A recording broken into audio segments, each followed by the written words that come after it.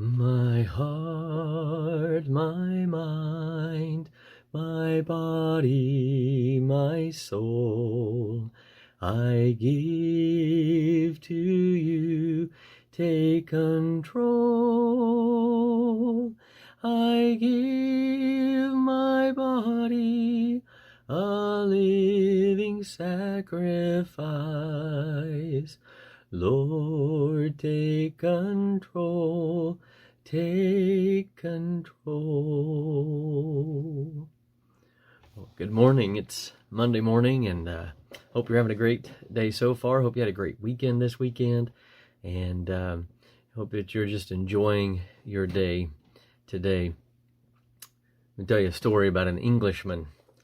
An Englishman and an Irishman, they both walked into a bakery, and the Englishman steals 3 buns and he puts them into his pockets and he leaves. And he says to the Irishman, he said, "That took great skill and guile to steal those buns." He said, "The owner didn't even see me." And the Irishman replied, "Well, that's just simple thievery. I'll show you how to do it the honest way and get the same result."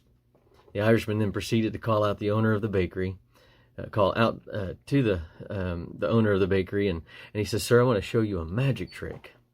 And the owner was so intrigued that he came over to see this magic trick. The Irishman asked for a bun, and then he proceeded to eat it. And he asked 2 more times, and after eating them again, the owner says, "Oh, okay, my friend, where's the magic trick?" And the Irishman said, "Look in the Englishman's pockets." Obviously, talking a little bit about honesty there, in kind of a funny way, but I want to think about that for a minute. Honesty.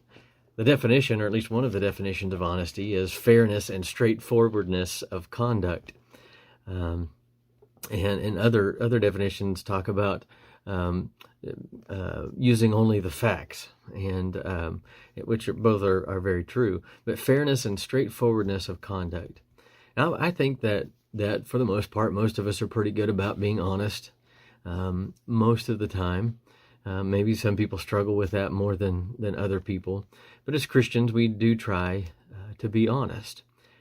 But what about being honest with God? And I mean really honest with God, sometimes about the way we feel and things we're concerned about. You know, David was brutally honest with God. David was a man after God's own heart. We know that. But he was brutally honest with God. He was very confident in their relationship. And so David, he honestly and openly shared his emotions with God. He asked that from the book of Psalm 35. He was being really honest with God in some things that he said there. And he said, "May those who seek my life be disgraced and put to shame. May those who plot to ruin me be turned back in dismay. May they be like chaff before the wind, with the angel of the Lord driving them away. May their path be dark and slippery, with the angel of the Lord pursuing them. Since they hid their net for me without cause, and without cause dug a pit for me, may the net they hid entangle them. May they fall into the pit, to their ruin. Then my soul will rejoice in the Lord and delight in his salvation. My whole being will exclaim, 'Who is like you, O Lord?' You rescue the poor from those too strong for them, the poor and needy for those who rob them." He was calling out to God and talking to God and being honest about his emotions toward these people who were trying to inflict injury on him for no reason. They were being unjust and lying about him, things like that. And so when we're in those situations, we need to call out to God. Just be honest about our emotions. That's what David did. He felt misused. He felt unjustly accused. He felt taken advantage of and hurt. But instead of burying and denying those feelings, he went straight to God and he vented all of them out with kind of an unrelenting honesty toward God, just saying that, this is the way I really feel, because they are being so unfair, so hurtful, and so ugly. And he vented all of that out. And I don't know, maybe the honesty of those words are a little bit surprising when you consider him being a man after God's own heart and coming into the presence of God. But I think what this is a reminder that God knows our hearts. Like, he knows how we truly feel. Even if we go to him in prayer and we use You know, we use softer language and kinder words, but we still have those feelings in our heart about our circumstance or about our situation. He knows our hearts. And so I suppose we can make the argument, well, if he knows our hearts, then that's good enough, and maybe we don't need to say anything at all. Or maybe we need to tell him those things without fear, just to speak them out and to be honest with him, because when we're honest with him, we're also being honest with ourselves. And so we're putting those out there and just being honest with God and letting him know how we feel. And I don't think he's going to punish us for talking candidly with him. And we read other examples in Scripture where people spoke candidly with God and to work toward a resolution. And so we all have these feelings, these thoughts sometimes, and we keep them private, and certainly we need to do that. We need to be discerning and appropriate with the things that we share with other people, just because we have to be careful, and we don't want to share things that might be hurtful to somebody or hurtful to ourselves. But God can be and is a real confidant. Okay, we can trust him with those secrets, with those thoughts, with those feelings. He is the definition of a true friend, because he's going to keep them between you and him, but he's also going to help us to work toward resolution. And so while being honest with God, when we look at this particular passage, something else happened. David, he continues, ruthless witnesses come forward. They question me on things I know nothing about. They repay me evil for good. They leave my soul forlorn. Yet when they were ill, I put on sackcloth and humbled myself with fasting. When my prayers returned to me unanswered, I went about mourning as though for my friend or brother. I bowed my head in grief as though weeping for my mother.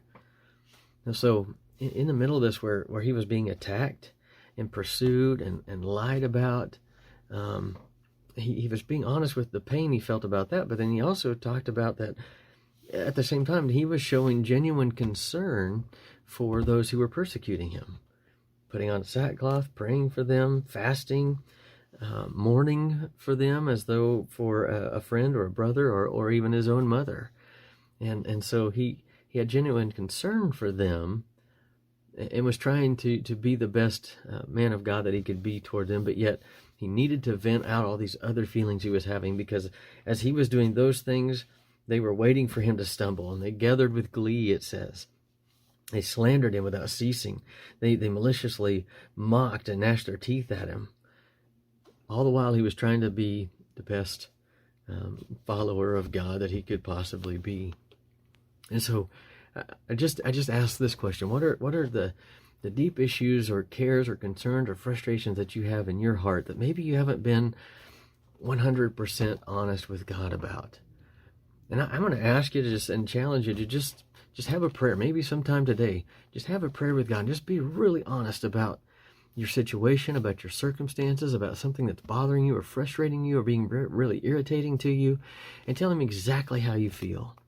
And ask him for wisdom, and ask him for guidance in coming to resolution in those things.